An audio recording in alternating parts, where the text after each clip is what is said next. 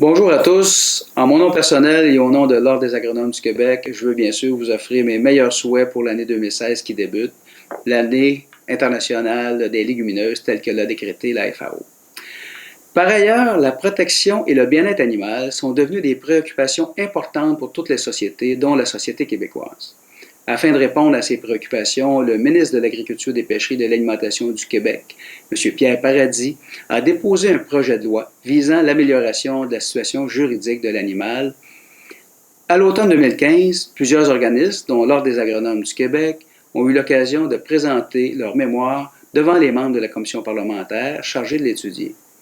À la suite de ces séances, des modifications ont été apportées au projet de loi et le 4 décembre 2015, la version finale de la loi a été adoptée à l'unanimité.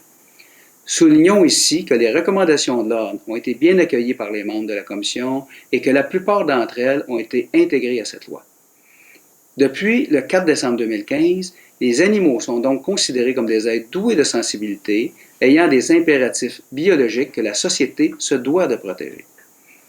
La protection offerte par cette loi s'étend ainsi de l'animal de compagnie à l'animal domestique qui répond aux besoins de l'homme, dont ceux élevés dans le but du commerce de la viande, de la fourrure et d'autres produits alimentaires. On considère par ailleurs que le bien-être et la sécurité de l'animal sont compromis lorsque des impératifs biologiques ne sont pas respectés, comme par exemple un accès restreint à une quantité suffisante d'eau ou de nourriture ou un habitat qui n'est pas salubre. Les activités d'agriculture contraires aux impératifs de la loi, par contre, demeurent permises si elles correspondent aux règles généralement reconnues. Les agronomes ainsi continueront par exemple de recommander à ne pas nourrir un élevage pour un certain nombre d'heures avant l'abattage, selon l'espèce, sans que l'on puisse leur reprocher d'avoir soumis les animaux à des mauvais traitements.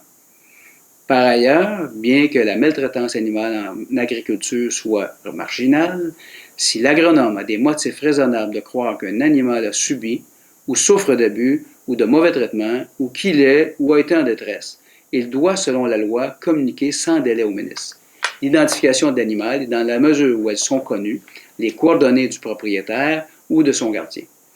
La loi protège l'agronome car elle prévoit qu'aucune poursuite ne peut être intentée contre le professionnel qui dénonce la situation. Cette communication n'enfreint pas les règles de la confidentialité. En effet, le Code de déontologie des agronomes permet la levée du secret professionnel si la loi le lui ordonne, comme dans ce cas.